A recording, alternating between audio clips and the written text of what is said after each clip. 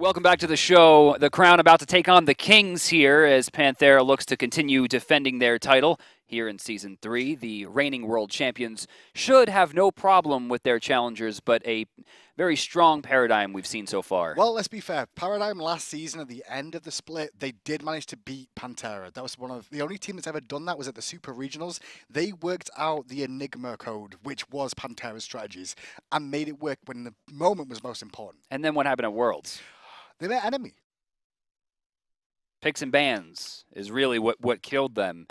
They have to have a stronger picks and bans phase. They have to have a much stronger synergy throughout the games. They felt very fractured during Worlds, and this will be the first time in my eyes that Paradigm will be truly tested this season. Well, talking about Paradigm again, they did defeat Fnatic, obviously, earlier on this season for their first 2-0 win of the season. That wasn't Fnatic.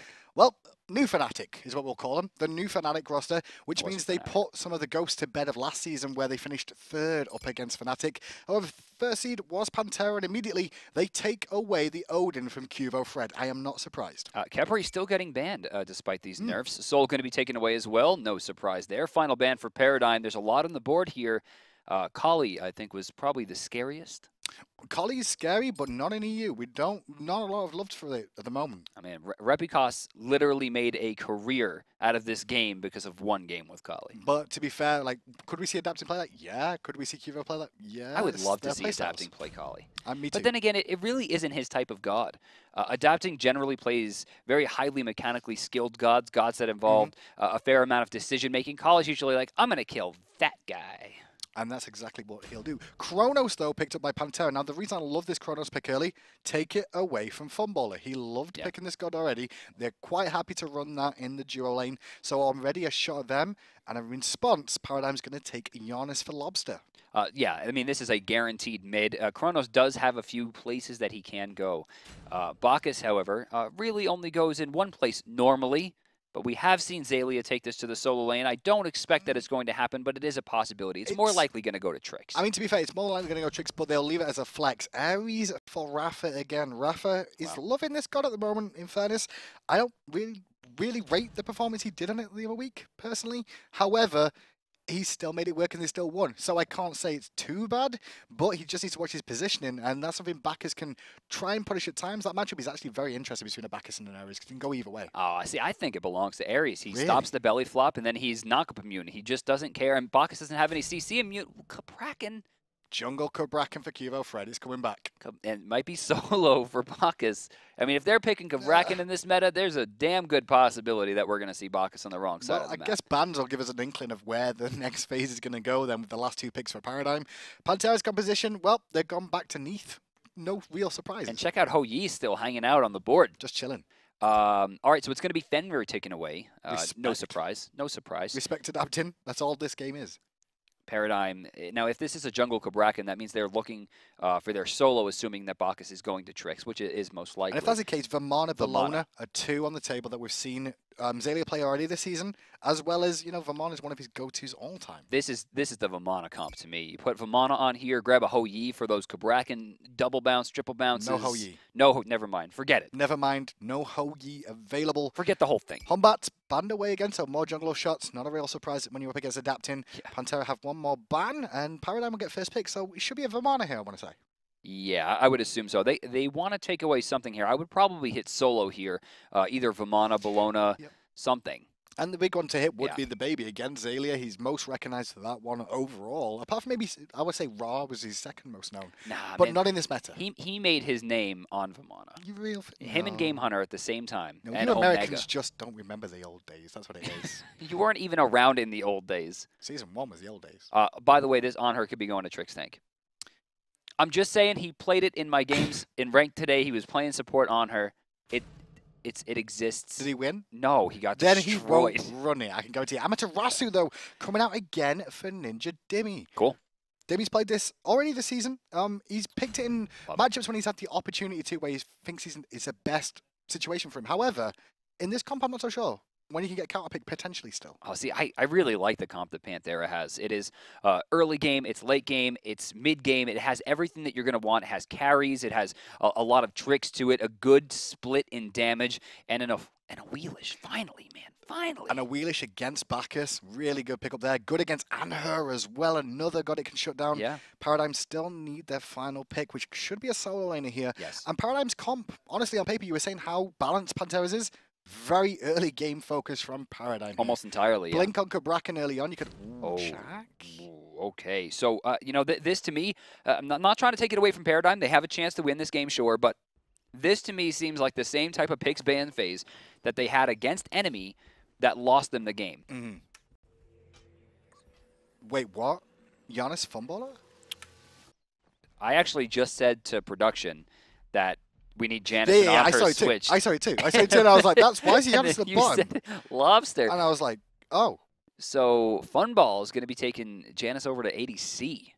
Interesting. We got that golden bow. I love this throwing dagger start, by the way. I love it. Okay, so I think what this call is from Paradigm, and I don't know their comms, but I want to say that they saw Neith Chronos with the lane opponents, and Chronos versus Janus is an easier time overall, and Neith versus Anhur an easier time overall, correct? Sure. I mean, I guess. However, Funballer... But in mid lane, Janus has a good matchup against Chronos. I don't know about the long lane where he has much less escape potential. What about Anhur versus... Oh, to be fair, Janus can portal the wall in the duo lane and go down the lane. That's true. It is a 100-foot. It's a 100-foot dash. It's a cool position to really be doing this. Trixtank is going to be starting in the back, and of course, Funball hitting a beautiful That's just well played. I can't figure the name of the move out. Unstable Vortex? Unstable Vortex. Yeah. We've been struggling today all day, don't we? I don't know what. Golden Bow start, once again, Thanks. coming out for Lawbster as well, is the big one. In the mid lane, so he's going to get some decent pressure here up against the Neith. Going to be a little bit careful of adapting on Awilix against Lawbster. And that's the issue here, is that Lobster's main form of escape here will be that leap. Yeah, that's true. It's going to cause issues if Awilix Oh, look at this. They're going to make an attempt here. QvoFred knows that they're going to make an attempt and takes the front line immediately, adapting seemingly unafraid as the purple pot. Oh, they're going to reset it. They're actually going to reset it for the next wave. They decide not to go for it in the end. And the benefit here is Lawbster, with this golden bow, he clear the wave and hold it impale potentially for defensive use against the Awilix, and actually for clearing the jungle. But left-hand side, iRaffer, get aggressive with tricks, as you'd expect at level 2. I think this might be the most dramatic early game versus late game comp that we have seen so far, especially considering there are no potions of magical or physical might bought by Panthera, and it looks like both QvoFred and Xaliea have picked one up. Unstable Vortex comes out, and the flames from Raph are going to poke down Funballer a little bit on that side. And it's one of those matchups where you're like, okay, how do we deal with a Janus here? And to be fair, Janus against an Ares isn't a great matchup either. That's true. It's a rough matchup for Janus to be in just because he can't use his poles. Yeah, this is very strange. I'm really excited to see what Funball is going to bring out here, because obviously going up against Panthera right away, you have to take out the stops, right? There's no more secrets to be hidden. Like, you need an early win at this level in the season to ensure a trip to DreamHack, and taking down Panthera is the way to do it. So if you're going to bring out any jank stuff, now's the time to do it. I'm surprised that we saw the solo lane then for a second, that Chaac Xaliea playing it. He's gone for the red pot. He missed his axe on the minion wave DM, and you did not say anything about it. Did he really? He did. He went for poke over wave clear. Oh, well, I'm okay with that. The issue here is that Dimi is like full health, almost full mana, no red pot, and is somehow keeping pace with a red pot bluestone Chaac. At the beginning of the game, not managed to put the pressure on. Level 5 for both of them here, and you actually saw Adaptive make a rotation to secure the boar for Dimi on this right-hand side and share the experience there.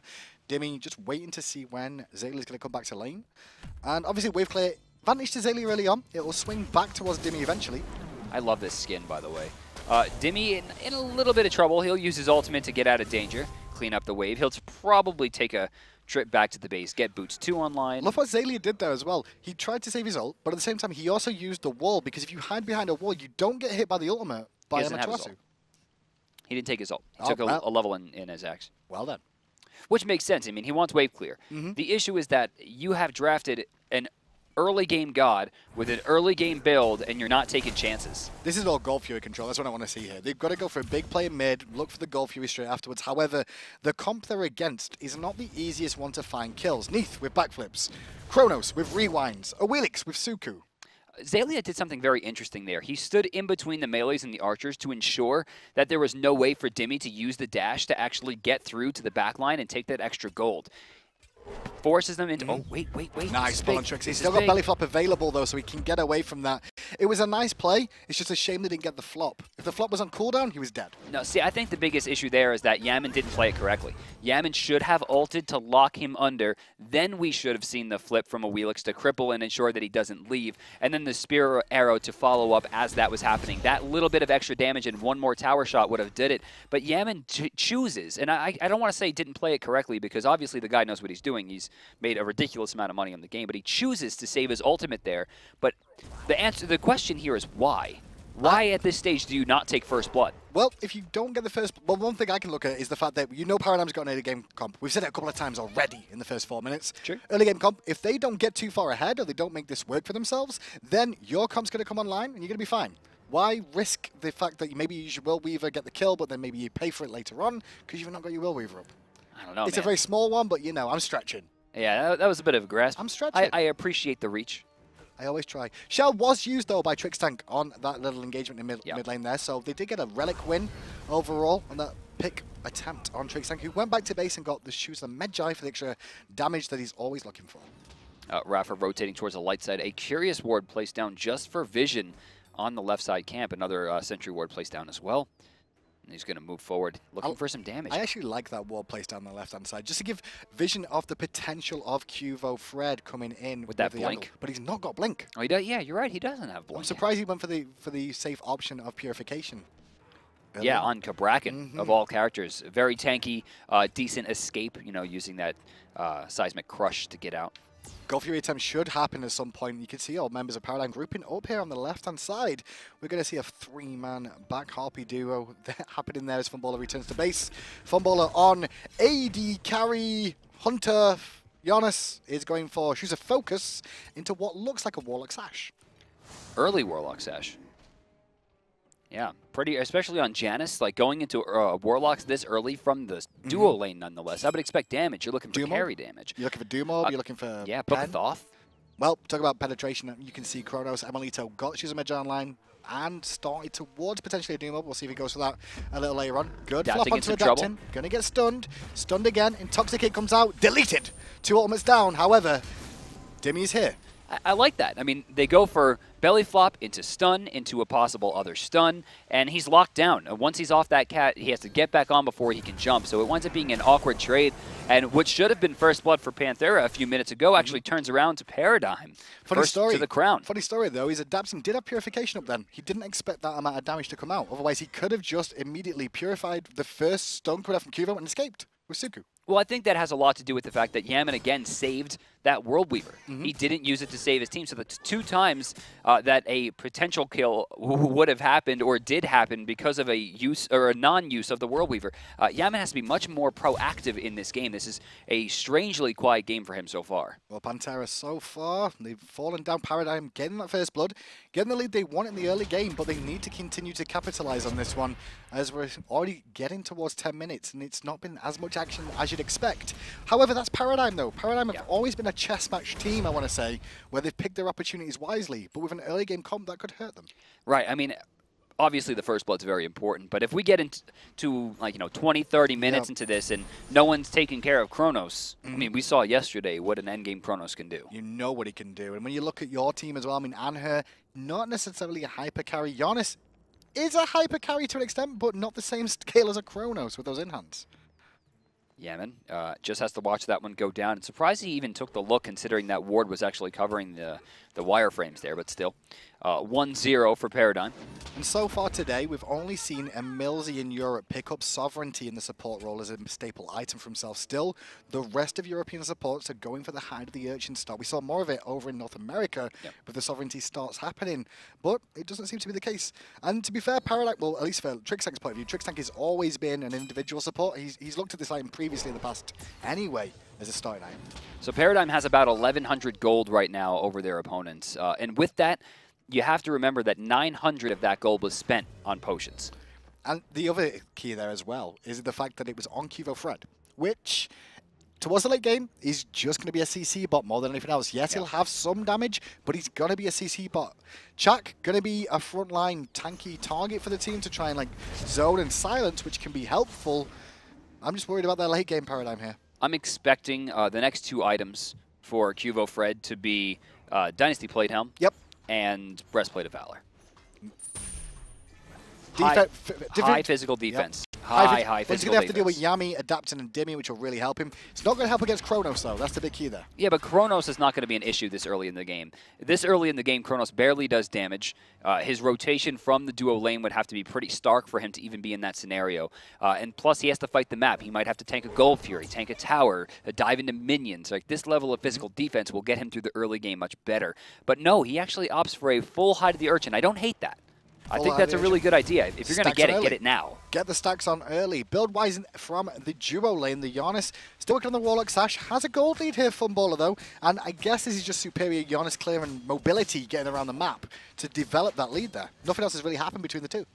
Dimi gets the Ellie's, walks back to lane. Actually, no, he's going to detour here, and he is spotted. He's going to have an awkward path back in. You can see Xaliea already trying to shut. Oh, this fight. Wow.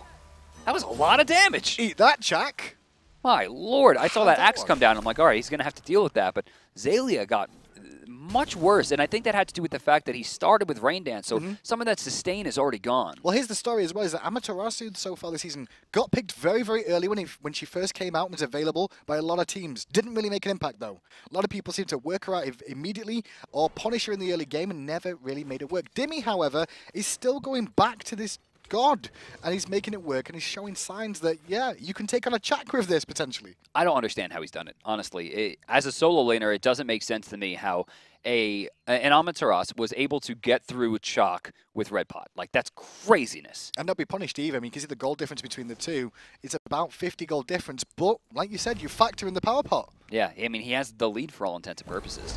Flop Jumping in comes here, no. Trix gets deleted from going in with that flop, and now focus from 2 teams there as the belch hits. That's so good. There's no escape. Trix would fall down here for sure, but maybe Cubo will too. And Emil gets a full rewind right back to the front. Adapting will take some damage, but QvoFred's in a bad spot. That's going to be a 2 for 0 so far as Dimi comes in with a huge ultimate stunning Dimi. 2 and killing 1. And it's going to be a double kill and a Gold Fury right after. Look at that, even covering the option. Yep. Emilitoo throws it over the wall to make sure he can't get over.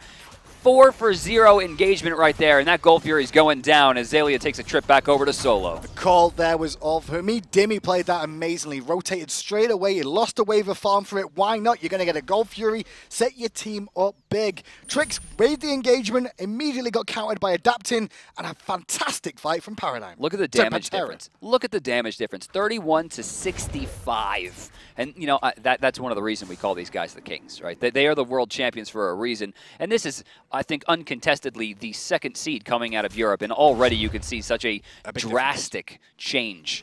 I'll tell you what, right now, Paradigm should be taking their little logo and stick it on top of that Panther's head right about now for the King. But let's be real here. There's only 1,000 gold difference after a 3-kill lead plus the Gold Fury. That's pretty impressive farming coming out from Paradigm. But again, this is an early game comp from Paradigm. Their gold is worth, like, let's say 0.7 compared to the 1 that is the end game of Panthera. And Dimi are rotating from the solo lane. I mean, Chaac's the one that should be having push power there and able to rotate quicker at the moment. But by the way, did you see that?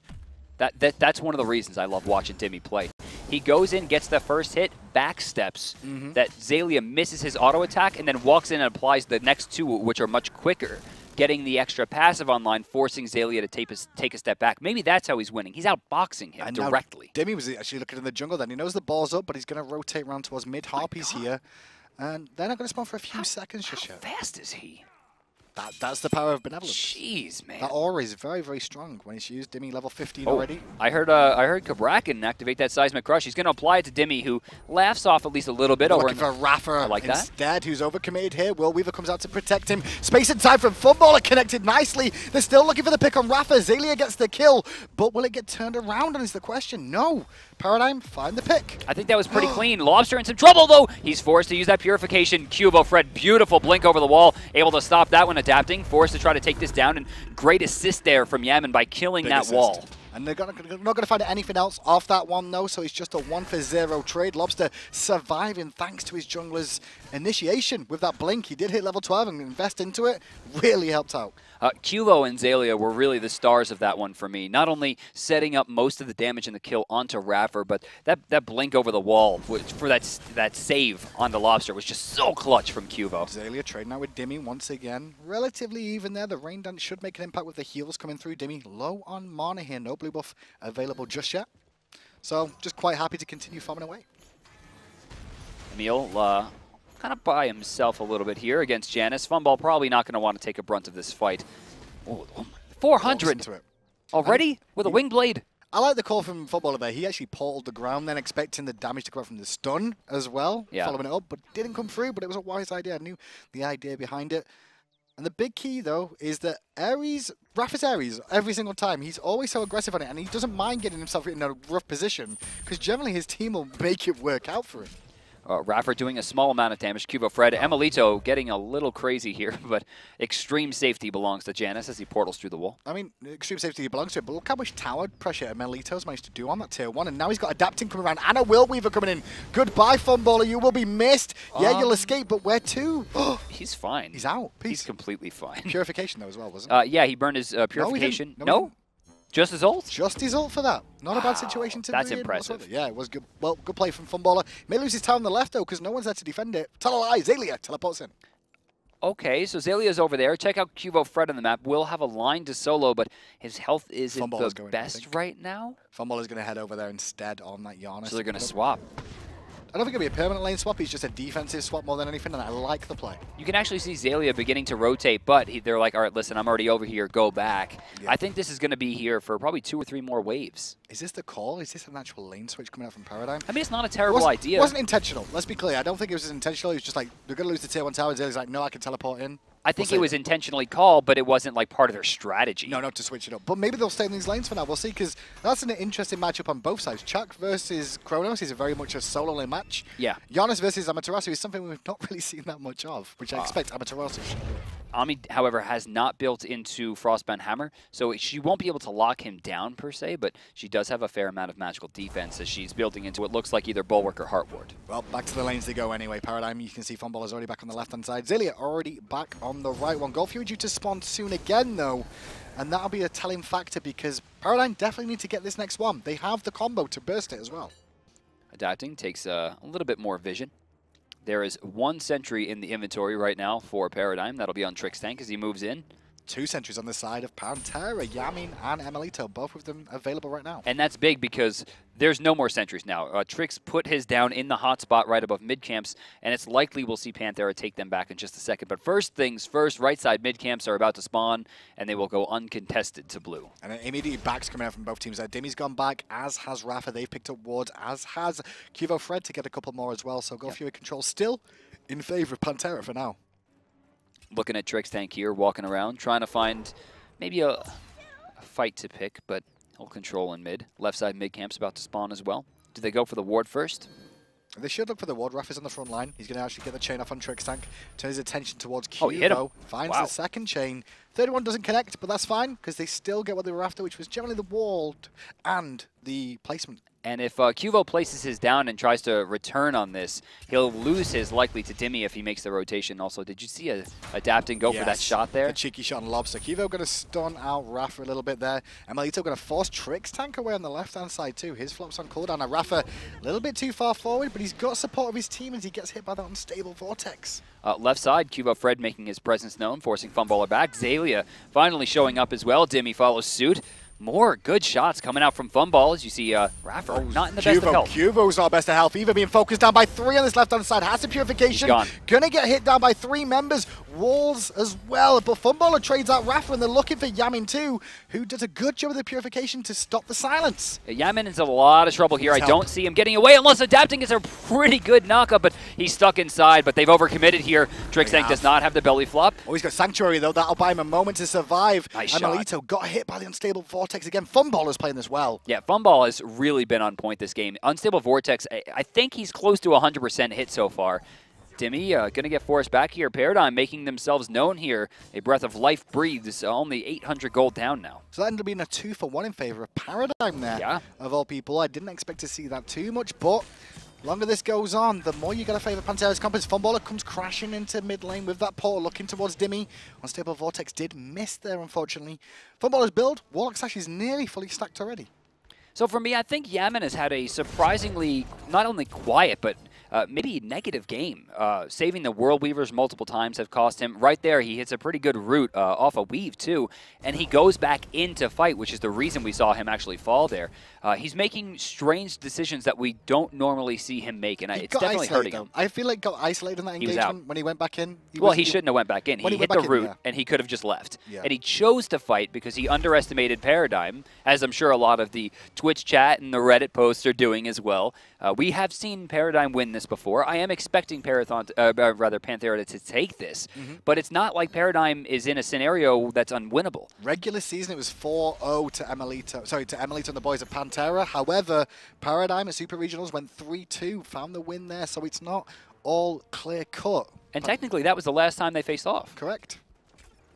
And we're going to get a Gold Fury gesture here, it seems. No one fully committing. Blink from iRaffer, going to go for the no escape onto 2. Qvo going to get rooted in place for the most part, then chained. However, adapted, he's taking so much damage. Desert Fury from Lawbster looking for the pick, not going to find it, has to lead back to safety. On the back, though, emilitoo has 2v1'd and picked up Funballer. A perfect rewind as well, gets him out of there. Xaliea on the back line, trying to find something big.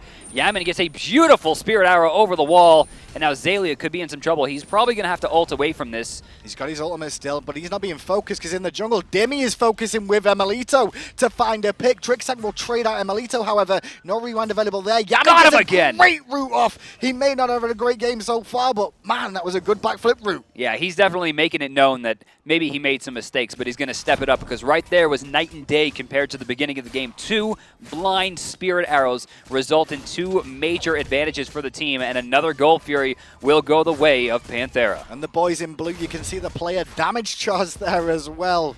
4 out of the 5 members in the top 5. And it's just adapted of all people who's the one at lowest. He's getting focused a lot. He was the first blood, a lot used on him right there. He really didn't even get any damage off in this fight. They were rushing him down, but then he heals up and just starts immediately playing defense. I love that. Even though done a very good job of farming here. Level 17 on this jungle as well. 20 minutes in the game, that's not a bad stage considering how aggressive this game's been. He's equal with Funballer, and he's 2 levels ahead of Qvo. And they're going to go for Xaliea. Stonecutting Sword is active as they dash into that silent. Xaliea able to snuff it out and get out of there cleanly, but or actually a very short cooldown. 40% CDR and a 75-second cooldown. Not a bad situation to be in. Surprised though Dimi didn't look for the ult. If they were really looking to commit there, they could have potentially found a kill. Dimi had his ultimate available. They could have combined together to continue chasing, but thought better of it. Instead, returned to clear out the jungle and got the balls there. So 45-second ult, right now? I Chaac? think so. I think it's 45 seconds. Can we hover over it? It's like, it's 70 seconds. I don't think they'll show it to us. Oh, it's 70 seconds though, right? It's 75, I think it is.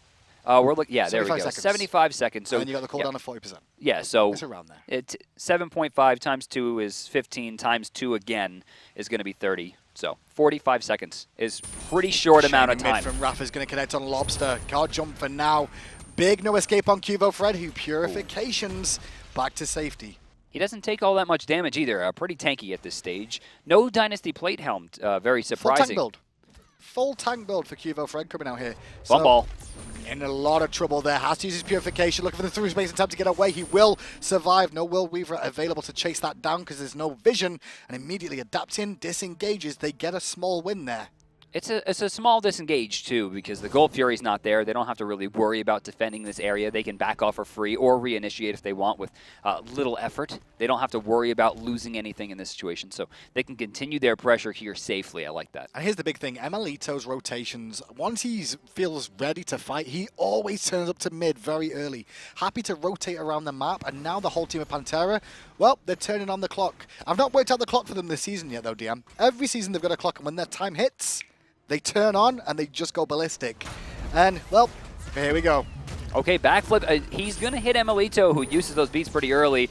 And a beautiful Sanctuary by Trix inhales a ton of damage. emilitoo activates the rewind, puts himself in a bad spot though. Might be able to get out, but QvoFred answering back brilliantly. Desert Fury really put a lot of pressure on Xaliea, got credit for the kill. Flop from Trixtank onto Yammyn, forced him to backflip away, leaving iRaffer isolated in the mid lane. 2 kills for Paradigm, both go to Xaliea, and now they can potentially pressure mid themselves. This is almost a redux of what we saw yesterday between the Randozos and Enemy. It looks like Panthera's winning the map, but Paradigm seems to be doing a fair job of winning the fights. Oh, Impale was huge there onto Dimi, isolating a wall, and the Tremors come out to pay big for QvoFred too. Dimi goes down to Xaliea for a 3rd kill, but maybe a little bit too much there. Wow, he must have a lot of CDR. I felt like he just used that.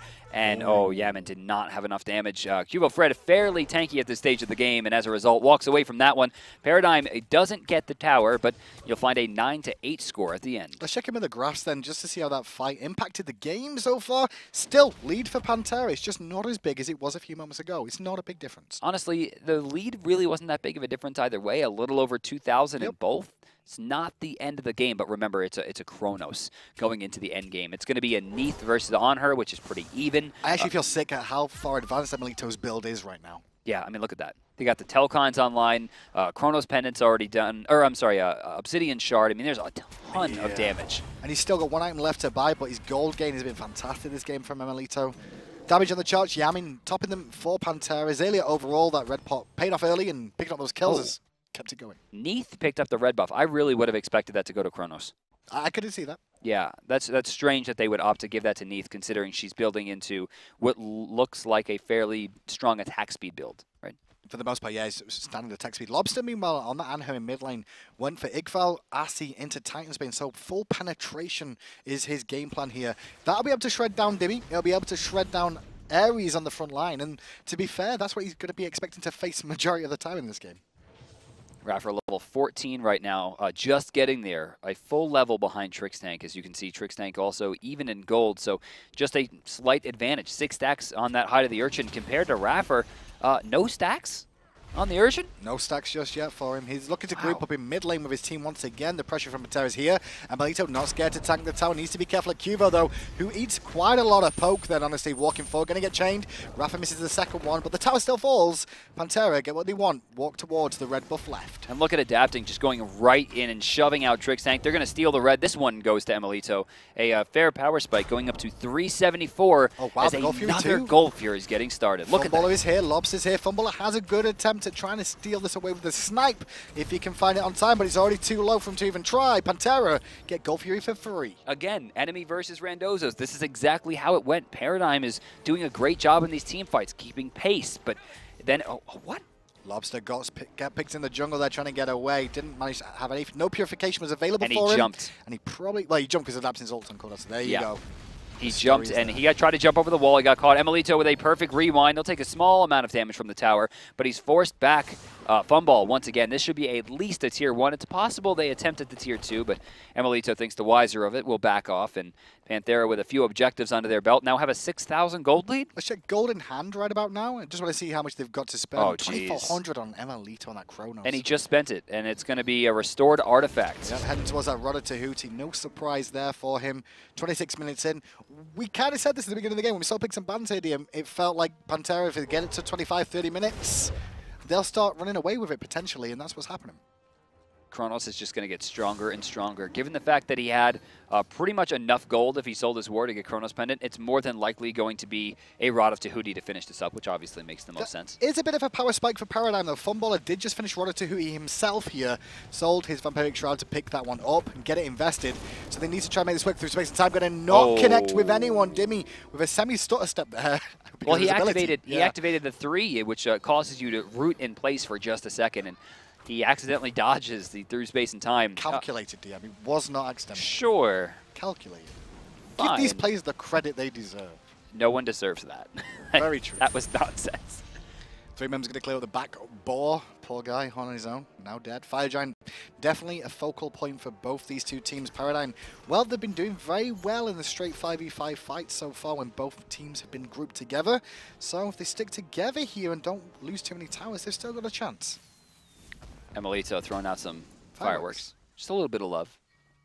Dimi here, adapting here. In fact, the whole team is grouping up on the right Good side. impale from Lawbster. Going to put some poke on Dimi. Not too much, though, as he was at max range there with that impale, but it was a nice little shot.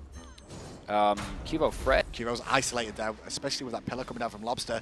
iRaffer blinks in, gonna get the no escape off, pull him in, but the wall actually blocks some of that. However, the knocker was good from adapting to pull him in, but still Qvo survives. And Trixtank tries to dive in the back line, but there wasn't much follow-up. He's not in a great spot here. Repeated knockups and damage. Xaliea taking the brunt of it as well, as you can see him trying to escape here as emilitoo continues to send warning shots. Keeps sending warning shots that actually deal damage too. iRaffer took a little bit of poke from the Unstable Vortex. They're trying to beat down the tier 2 tower. Trix belly flops in, gonna go for the belch too, but still taking a lot of poke. Sanctuary keeps him alive. Lawbster deletes Dimi, and the rewind is done by emilitoo, but Qvo misses the stun, allowing emilitoo to get the purification off and leave. emilitoo activates that purification so early to ensure that if he does get hit, it's not going to be that big of a trouble. But look at this. I mean, there's nowhere to go. That's what I'm looking for. And iRaffer doesn't have peel. Ares doesn't have peel in that situation. No one could be stopped by those chains. So they just rush him down. Paradigm finds themselves now 10-10 with Panthera with a small victory there and defend the tower successfully. The Cabrakan pick for me is working. For me, the Cabrakan pick is really working. He's got a full tank. Against Neith as well, you can't be rooted when you actually pop your one on Cabrakan. Yep. So the Spirit Arrow, which they're actually using for defense sometimes as well, and disengages, is not available for it. And Ares Chains, well, that's not going to impact him either. It'll actually just help him stack up his diffraction shield. Neith backs, finishes up the Titan's Bane. So a little bit of extra penetration as the blue buff gets taken. Who is going to pick this up? That is the question. Do you name it Dimi, you reckon? I mean, Dimi has full CDR. I would really like to see it on iRaffer. Or emilitoo? Or adapting. True, it could be any of them. I would prefer to see the red on emilitoo. I think he's going to go over to Dimi by the looks of it, give him the extra mana. iRaffer in mid lane doesn't want to walk too far forward here. He's got no teammates and he wants to make sure he doesn't get caught in a rough position, especially at 30 minutes in the game when a Fire Giant is available. Dimi indeed does get given the blue buff. So overcapped on CDR with that buff, but still a fair amount of mana will allow him to stance switch even more. The red buff, it looks like, yes, will go to emilitoo this time, who did not finish his Chronos, or rather his Rod of Tahuti.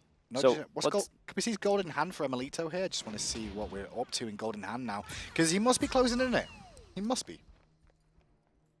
As we look at 10-10. He just finished it. He just backed and finished it. There we go. Job done. So look at this. Let's actually hover on Chronos here and see what kind of damage he's swinging with. 476 right now. No Polynomicon. Half of what Lassus was swinging with yesterday. He didn't get the red buff. It went to Neith.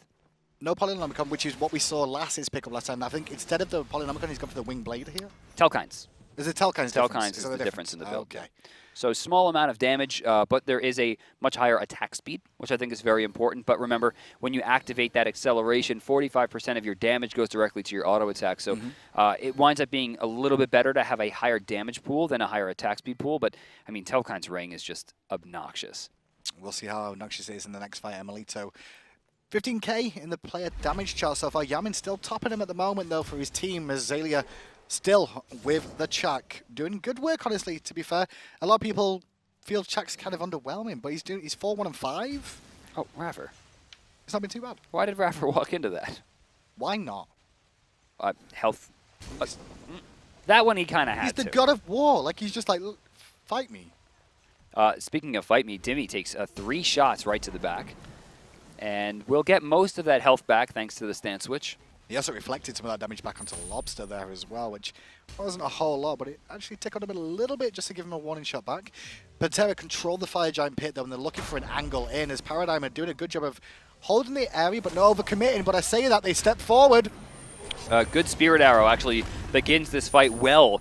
But through space and time, just barely dodge. emilitoo in the back line tearing through. Lawbster already down as they turn their sights to the tanks, and they're all going to be on the back foot here. And here's the whole story once again of Paradigm. They leave their back line to defend for themselves, and Lawbster got annihilated. Now the boys of Paradigm have to retreat, and they're going to get chased down immediately. Funballer tries to drop a portal down for Xaliea to get through, but the stun from emilitoo denies access. Even if he had more health, too, he was chained right after by iRaffer, and that cripple ensures that you do not go through that portal. QvoFred and Funballer still alive here as Funballer moves forward to try to make some level of defense happen here, but iRaffer's not going to let it go down. Not like got an element to him at all. Adaption's going to go over the wall, actually. Good portal. Purification beats force. Feather Step comes out. Adaption just poking him down with that extra range Awilix has. emilitoo was looking for the kill there. Oh, over the wall. Get out of here. This guy's not human. That's just so a world champion. Let's talk about what adapting did there. He starts off by jumping at him, right? And once that jump hits, he gets portaled. He beats the portal and then uses the hit activation from the jump to activate the feather step for extra range to group back up to allow himself to get those auto attacks. Then follows him all the way through, fires a shot over the wall, which to me looked like it could have been blind. I'm not 100% sure. And then pulls him out of it because he knows the purification is down, gets the kill. Disgusting. Can we check in with iRaffer for a second? I just want to see. I should have checked this earlier because, yep, he's been maxing his 2 over his 3 consistently. And I think this is the reason why he likes this is because of the CCR and the effect that, you know, purification has these days is lower. Let's actually go back to iRaffer. Hover over bolster defenses here, and you'll see CC reduction 30% team-wide for, I think 55? Yes? So 1 second CC becomes a 0.7 second CC, Yep. really influencing the play. And I think that's why we're seeing him pick this more and more, you know. A 3-second silence turns into a 2-second silence. It's a big deal. Adds up. So, you know, Chaac not as impactful with that 3-second silence. Yeah, and there's a fair amount of stuns on this team, too. You got Belch of the Gods, Impale, 2 from QvoFred. There's, you know, knockups and such as well. So these things are, you know, getting affected by damage reduction, getting affected by CCR as well, and allowing this Ares to control a lot of the damage. The funny thing about that Ares as well is the fact that normally in fights you'll see a Geb shield go up and you'll call it great Geb shield, but you never notice him banging his shield. But he's been doing it over and over again, like right now.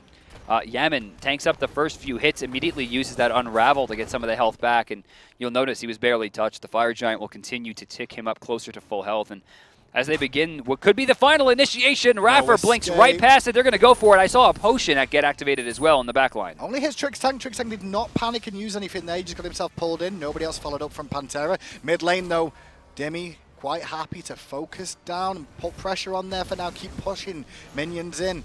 iRaffer still taking this up, going to get hit by that portal, but now the reinforcements are here. Look at this, right to the back line. emilitoo does a ton of damage. Dimi able to clean it up with the second hit. Stun on the back line for Lawbster as well. Will be forced to purification just for defense as he tries to hold it down. He's alive. Dimi just walks away cleanly. Qvo going to go in, but taking a lot of damage from emilitoo there. Trixtank jumps in with the belly flop. Lawbster did the Desert Fury iRaffer in the back.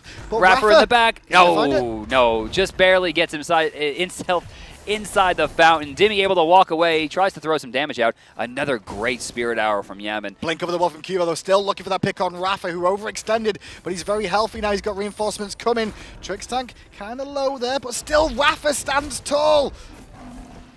Oh, that knockback actually helped. iRaffer dodges a shot. He needs to dodge another one. Is he quick enough? They're actually going to give it up because check this out in the back line. So Dimi able to get away from it. He wasn't. Xaliea. But now Dimi going to pick up Lawbster, turn his attention towards Xaliea as QvoFred fights Yammyn. And Xaliea picks up the kill onto him. Dimi trades out Qvo, though, after that crazy fight. And nobody took care of iRaffer.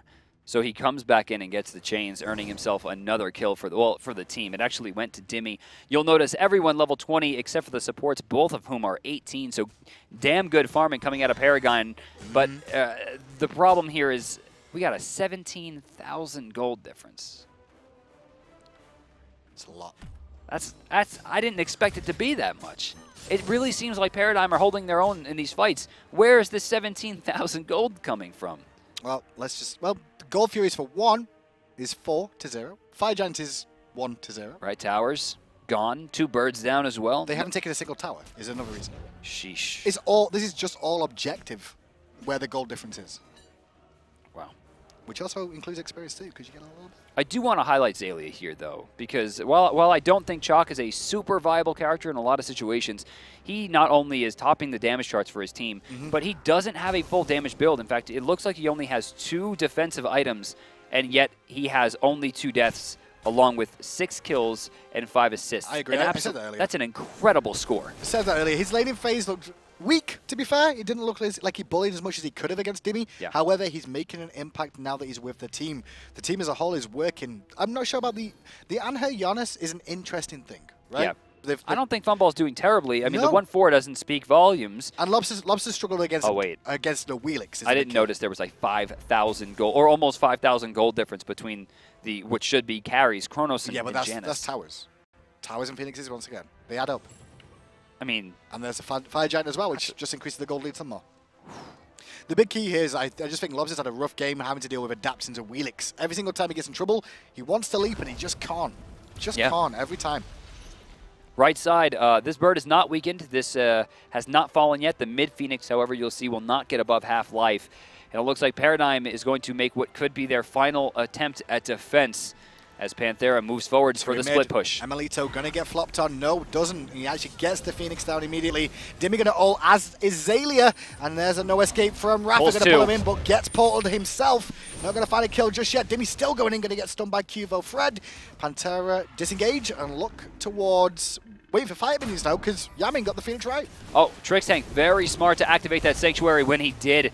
If he had not, that probably would have been death. But all structures and all objectives are removed right now. The Titan is at its weakest point as Adapting finds a kill on the Funballer. A perfect rewind as well. Finds a kill for emilitoo. And now they're looking for another kill for Adapting there. He's going to go over to Yammyn with the Odysseus bow, paying dividends for him. The Titan will fall, and Panthera will make it 1-0. 5 games in a row undefeated. A shaky early game from the boys, from the world champions, I should say. I agree with they dropped a kill. Not only did they drop the first blood, but they allowed Adapting to die because no one was using ults. It seems like their synergy was off, but they kicked it into gear. In fact, let's go back and see just how Paradigm started this. And it came from a really good CC chain into an ult from QvoFred, and no one was able to clean that up. No, they weren't just able to do anything off that, because immediately once they used those ults, it's like, oh, they're all still full health is the issue. Yep. We can't engage on it. So good pick from... Paradigm went for an early mid-game composition, looking for picks. They found a couple. Their team fights were actually pretty good, to be fair. Yeah. Objective control was the issue. So Xaliea. Xalia's Chaac. Did really well. He had a good performance. Way better than I would have expected it to go. Especially for a Chaac, because as soon as we saw that, it was like, nah, Chaac. Right, exactly. But he wound up not only doing top damage for his team, but having an incredible score, controlling the front line, still being tanky, using his abilities perfectly.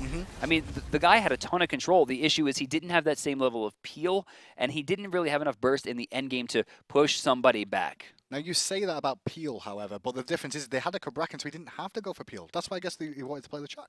Even though the early game didn't go well for him, though, we could talk a little bit about adapting. I mean, especially that one kill onto Lawbster was just insanity. The kill onto Lawbster, the kill on Funballer over the wall there, where he picks up the kill on that one. But towards the end, he got himself going. It's a late-game assassin for you as well when you see it. Look at this damage. Is he he's crazy. Crazy amounts of damage. How did he...